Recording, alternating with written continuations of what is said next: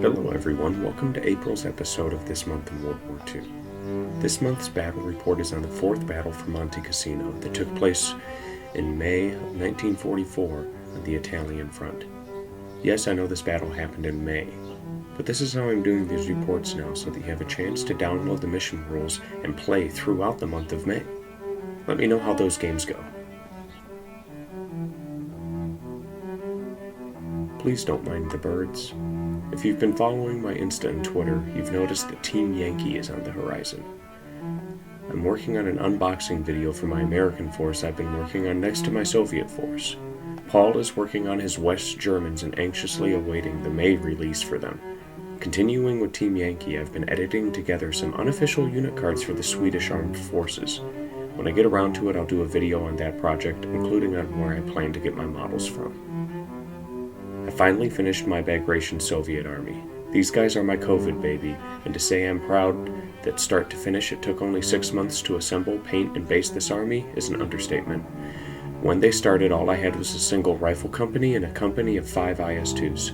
Everything else was purchased around November and December of last year. I'm slowly photographing and videoing each unit individually so that the Army Showcase video is longer than my American one. I've also purchased a 3D printer and been working with that, so expect to see some more custom models coming soon in battle reports and my social media as I start expanding my forces for World War II and World War III. So much has happened these past few months and I'm so grateful to have been able to share it with you guys. Thank you for everything. Now onto the video. Y'all know how it is. The majority of dates and specific battle information I've used for this video are primarily pulled from the US Army and Imperial War Museum's websites. In addition, I'm including more of my personal opinion and matter on the subject. Any information I mention here is pulled from my years of college research and personal interest on the subject. Unfortunately, I don't have a full works cited for this information because it's over 10 years of conversations, museum visits, books, and documentaries viewed on the subject. So take any of my opinions with a grain of salt, and feel free to comment below on any of the points I bring up. As always, these videos are meant to be purely educational, and no copyright infringement is intended. As you can tell from the title, this is the 4th battle of Monte Cassino. Weird YouTube milestone for myself here, but if you want the full story behind the build-up to the fighting on the Gustav Line, feel free to watch my This Month in World War II battle report from the past January. I'm just going to dive into the meat and potatoes here and get right onto the fighting with this battle instead of recapping everything I've done already. The 4th Battle of Monte Cassino, also known as Operation Diadem, was launched on the 11th of May 1944, with the British 4th Infantry and Indian 8th Infantry Divisions launching a night crossing attempt at the Garigliano and Rapido rivers around 2300 hours. That's 11 p.m. at night for those who don't understand the 24-hour time clock. The 1st Canadian Armored Brigade provided covering fire as the men crossed the river. The crossing was heavily opposed but ultimately successful, with a breakthrough in the Liri Valley being attained, with German reserves having to be hurriedly rushed in. The shifting of German manpower reduced pressure on the Anzio beachhead. On the 14th of May, the forces of the French Expeditionary Corps pushed through the mountains to the south of the Liri Valley, supported by the U.S. 2nd Corps along the coast.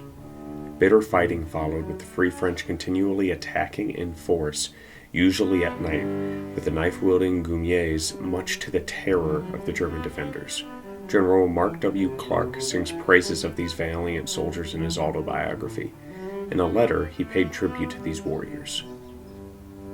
For me, it has been a deep source of satisfaction to see how the vital part played by the French troops of the 5th Army throughout our Italian campaign against the common enemy has been universally acknowledged. During these long months, I've had the real privilege of seeing for myself the evidence of the outstanding caliber of the French soldiers, heirs of the noblest traditions of the French Army. Nevertheless, not satisfied with this, you and all your people have added a new epic chapter to the history of France. You have gladdened the hearts of your compatriots, giving them comfort and hope as they languish under the heavy and humiliating yoke of a hated invader.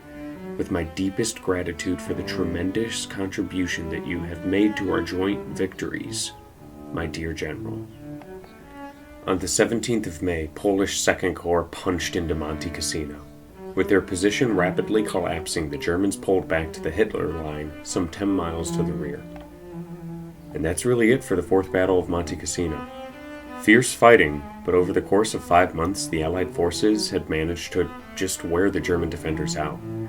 The fight for Italy was far from over, however, with the Germans executing textbook rearguard actions as they hopped from defensive line to defensive line. As my high school Latin teacher used to say, only an idiot tries to go up the boot. This battle was a modified version of the mission I used back in January for the first Battle of Monte Cassino. That mission being a modified river crossing mission out of the book Bagration Soviets. The center sector rule from the first battle was tweaked to show the setting of the fourth battle. Instead of a special artillery bombardment for the defender, the center sector rule is split into 2 parts. Firstly, night fighting rules are in effect. The attacker must select one of their formations and give it night attack, meaning it's the only formation that can leave the attacker's deployment zone. At the start of defender turn 2, the defender will roll a single die. On a 5+, dawn will break and the night fighting rules are no longer used. At the start of defender's turn 3, they will roll 2 dice, needing a 5+ on a single dice, and so on and so forth. The second part is what Paul and I dubbed the spearhead problem. To keep it simple, I just made it so that no unit can move out of its deployment zone in the pre-game setting up and deploying parts of the game. For the attacking force, I brought my Americans. My list consisted of 2 formations with some support selected. The first formation is a Sherman company, with the 2 HQ tanks, 2 platoons of 5 75mm Shermans, a platoon of 4 Stuarts, and a platoon of mortar half-tracks. The second formation is an armored rifle company, with the HQ unit, equipped with the Jeep this time, 2 platoons of armored rifles, 1 platoon at full strength, the other under strength, and a platoon of mortar half-tracks again. In support, I took a cavalry recon section with 1 M8 Greyhound and its accompanying Jeeps. Then I took 2 M7 batteries of 3 guns each. That, with lucky, rounded out the list to 105 points. Paul's defenders were a conglomeration of German formations with SS units in support, because SS Wesps are dirt cheap. He took 3 formations with this list. The first formation was an armored Panzer Grenadier company, upgraded to have the 1/16th card to discount the unit costs.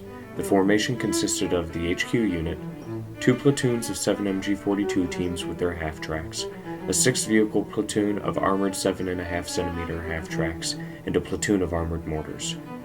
For his second formation, the Beach Defense Grenadiers came out to play again with their HQ unit, 2 17 platoons with their MG42 and K98 teams, 2 platoons of 6 mortars, and a platoon of 3 7.5cm AT guns. The third and final formation was a bare minimum Puma Scout company from the D-Day Germans. In support, the SS brought their 3 Wesps, a Panzer III OP, and a unit of Pak 43s upgraded with the Pak front card to make them independent nests.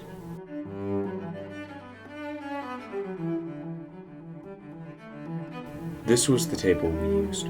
The big white bit going down the center is our proxy river for the crossing mission. Table halves are marked here.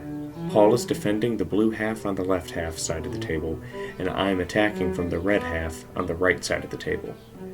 After that was figured out, we placed each of our fords on the river. Starting with myself as the attacker, I placed a ford right in the center of the river. Paul then placed his towards the top half of the table. I then placed all 3 objectives. Don't ask why I colored one differently, I don't know, there's been a lot of editing for this video. The game will end if an attacking unit captures an objective on turn 6 or if there are no attacking units within 8 inches of the objectives. Once objectives were placed, ranged in markers went down. Paul's are in blue and mine are in red.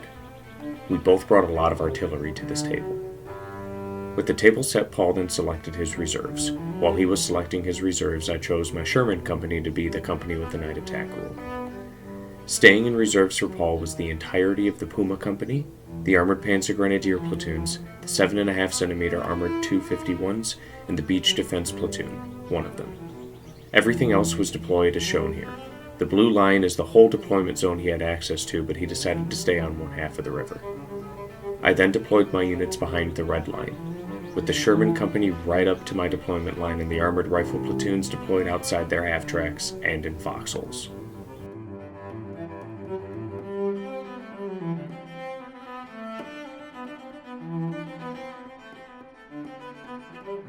Nothing happens in the starting step. Everything from the Sherman Company cautiously moves forward, and the armored rifle half-tracks shift up to be ready for a daybreak push. The priests open up on the top objective, missing every single shot. The mortars from the Sherman Company fire on the same objective, managing to pin the Pak-40s. The armored rifle mortars fire on the beach defense platoon deployed on the middle objective, killing a stand and pinning them. The lone mortar jeep from the recon section hits the Pak-40s and even manages to kill one.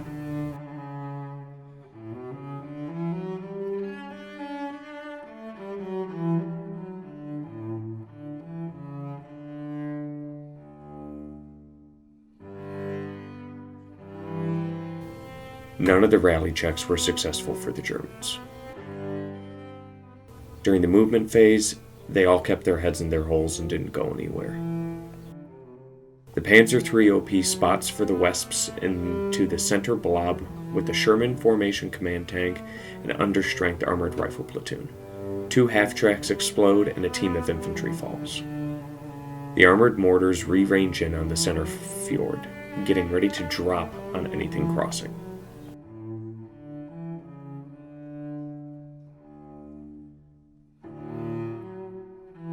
At the start of turn 2, the American half-track successfully remounts. The understrength rifle platoon mounts up with what they can, the others dashing on foot, and followed me down to the deployment zone, getting out of the area ranged in by the Wesps. The Sherman Formation HQ repositions, getting out of the same bombardment. Sherman Platoon 2 restacks, getting completely out of line of sight behind the woods. The M7s repeat their bombardments again, this time knocking out a nest and killing another Pak-40. The armored rifle platoon fires its mortar and hits the Pak-43, pinning it. The armored rifle mortar half-tracks repeat bombardment on the beach defense platoon, hitting it again, but causing no casualties.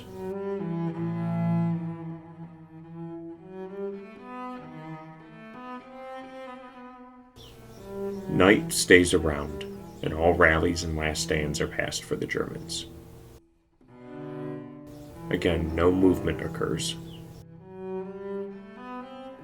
The Wesps range in on the full-strength platoon's half-tracks, hitting 3, but none are destroyed.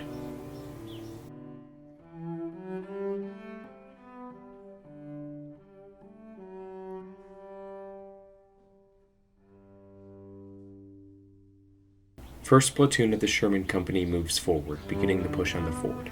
Second platoon attempts to move through the forest.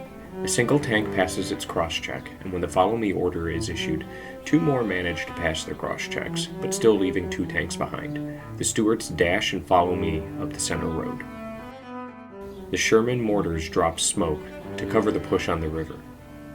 The M7s kill the lone Pak-40 and the last nest on the top objective. The armored rifle mortar half-track repeats its bombardment on the beach defense platoon, causing another casualty.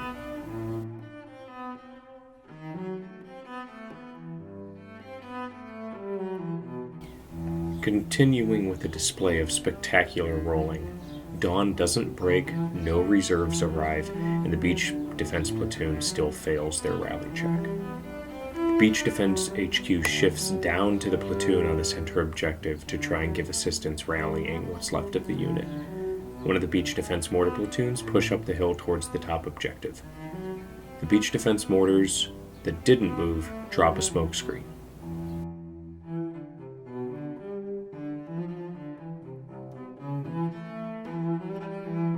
The smoke is removed in the starting step. The Shermans begin to ford the river near the top of the table, and the Stuarts ford the center of the river. The armored rifle mortar platoon smokes the center line.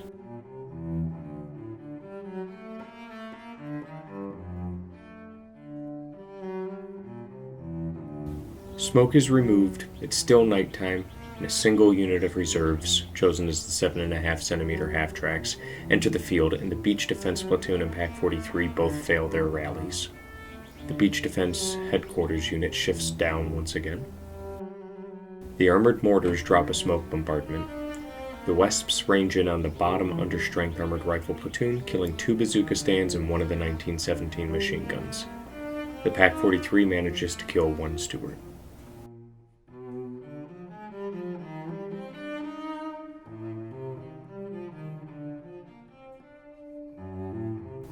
The understrength armored rifle platoon rally and the smoke clears.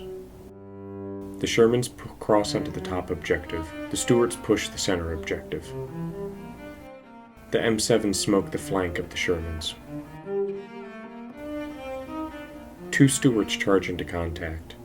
The Pak-43 destroys one and bails the other, causing the assault to fail.